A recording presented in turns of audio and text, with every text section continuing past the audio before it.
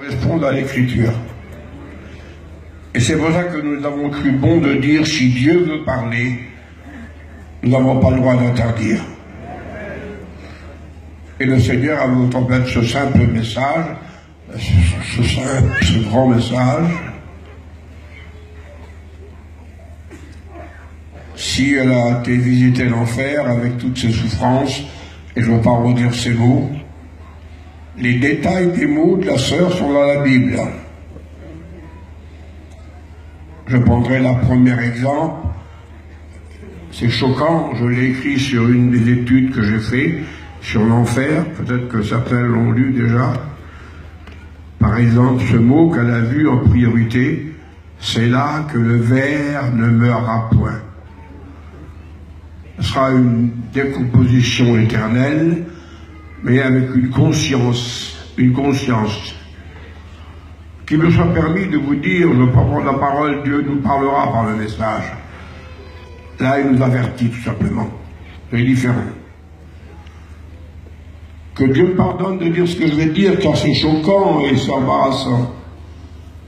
Il ne doit pas y avoir plus grande tragédie que d'être sur un bûcher, en train de brûler. C'était l'ancien temps, ça. Mais le monsieur ou la dame qui est là sur le bûcher en flamme et qui brûle, ça va durer le temps que ça durera pour les uns. Je ne sais pas, je ne peux pas compter le temps, les frères le savent peut-être, mais peut-être un quart d'heure. On ne peut pas vivre plus qu'une demi-heure, vous brûlez dans les flammes sur un bûcher. Et puis après, la flamme peut continuer 1000 ans, le monsieur n'a plus de mal. La dame n'a plus de mal, c'est fini, il est mort, le corps est mort. Alors la viande, pardonnez-moi, peut brûler, on ne ressent plus rien. Mais dans l'enfer, ça sera la réalité éternelle de la souffrance qui sera consciente. C'est comme si on serait sur un bûcher et que éternellement on souffre de ces flammes. On ne meurt jamais. C'est pour ça que le Seigneur a dit que dans cet endroit, le ver ne meurra point. Et puis tout le restant aussi. Alors, on le savait, c'était pas la peine que la petite sœur nous l'explique, ou que vous l'explique. Si vous êtes des enfants de Dieu, vous savez qu'il y a l'endroit de souffrance. Vous le savez, sinon vous n'êtes pas des chrétiens, si vous ne savez pas là. Vous savez qu'il y a l'endroit de bonheur, si vous ne savez pas, vous n'êtes pas des chrétiens. Vous comprenez? Et puis je remercie Dieu pour un petit mot que la petite sœur a dit, que parmi ces vases, il y avait des vases qui étaient éblouissants, parce qu'ils servaient, ils priaient, ils glorifiaient Dieu. Il y en avait d'autres qui étaient peut-être un petit peu moins brillants, ils étaient ternes, mais ils étaient là. Le salut, ce n'est pas les bonnes œuvres que l'on fait. Ce n'est pas le pain qu'on donne à l'autre, ou le vêtement qu'on donne à l'autre. Puisque la Bible dit, et c'est Paul qui le déclare, donnerais-tu tes biens aux pauvres? Parlerais-tu des diverses langues de la terre? Aurais-tu la connaissance de tous les mystères? Donnerais-tu ton corps à être brûlé? Il peut y avoir un plus grand sacrifice que ça. Eh bien ça peut se faire que religieusement. Il y a des religieux qui font ça. Il y a même des athées qui font ça. L'apôtre dit, si tu n'as pas l'amour de la vérité pour être sauvé, tu aurais un airain qui résonne, une cymbale qui retentit. Donnez un morceau de pain aux malheureux, vous faites l'œuvre de Dieu, mais ça ne vous amènera pas au ciel, si votre cœur n'appartient pas totalement au Seigneur Jésus. Alors notre petite sœur nous a dit simplement qu'elle a dû souffrir pendant le temps qu'elle a été. Dieu nous apprendra dans l'éternité, elle est passée dans l'enfer, elle a vu toutes les misères et toutes les souffrances que l'enfer endurera au siècle des siècles. Ça ne finira plus. Et puis le Seigneur a permis de dire aussi, de l'emmener dans la gloire pour faire voir le bonheur éternel des rachetés, des sauvés par grâce. Et là aussi, c'est au siècle des siècles, pour l'éternité.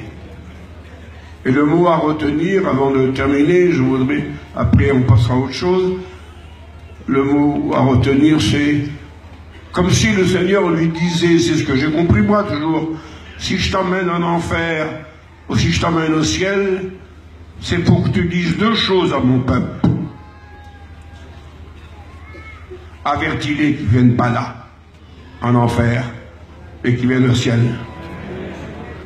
Et avec ce mot, dis-leur aussi que c'est la fin. Je viens bientôt. Alors, je ne veux pas mettre en doute, nous ne mettons pas dans le doute. Notre mission n'est pas dirigée par des révélations, par des visions, par des songes. Mais ce qu'elle a dit, c'est la Bible. Nos pasteurs le prêchent. Et je crois que c'était nécessaire que vous l'entendiez. Lorsque nous, dans le bureau, nous étions que quelques membres de la direction, nous l'avons écoutée, elle était plus à l'aise, la petite sœur, décontractée, elle était avec son père en plus. J'en frémissais de découvrir l'enfer tel qu'elle l'a découvert. Et bien sûr, je me réjouissais de découvrir le ciel tel qu'elle l'a découvert. Alors, évitons des sensations ce matin. Évitons des sensations. Laissez-moi vous dire simplement que me soit parlé que le pasteur me parle, même si on reste 10 minutes de plus à la réunion. C'était en 1960. J'étais tout jeune serviteur de Dieu. Je venais d'être reconnu serviteur de Dieu à Chassé-Beaupré. Nous avions un petit chapiteau et tous les chrétiens de la petite mission, de la petite convention étaient présents en dessous du petit chapiteau. Et d'un seul coup, une tornade immense s'est levée. Et en rien de temps, l'orage était énorme, les éclairs étaient énormes, et le chapiteau s'est envolé. Et nous étions tous en dessous. Et il a retombé sur nous. S'il n'y a pas eu des morts, il y a eu quelques petits blessés légers. C'est très grave. J'étais moi aussi en dessous avec Mouton. Il a fallu qu'on prenne notre couteau, qu'on coupe les toiles parce qu'on étouffait. Bon, peu importe. Et lorsque j'ai sorti du chapiteau, l'eau tombait à torrent, il y avait de la boue. Je voyais des centaines de gens devant moi qui, à genoux, disaient « Baron d'Evel, je te donne mon cœur. Baron d'Evel, je me baptise. » Regarde.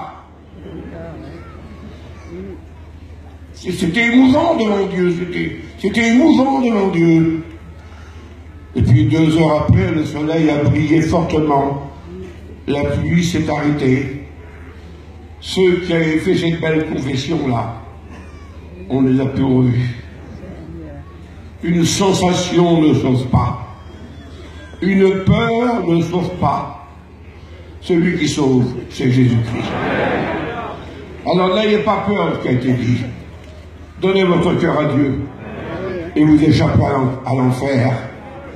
Suivez fidèlement Jésus et vous aurez la récompense du ciel. Que Dieu soit béni. Je voudrais, avant de vous présenter, parce que maintenant je le fais, pardonnez-moi, ça va durer 2 minutes, c'est pas grave.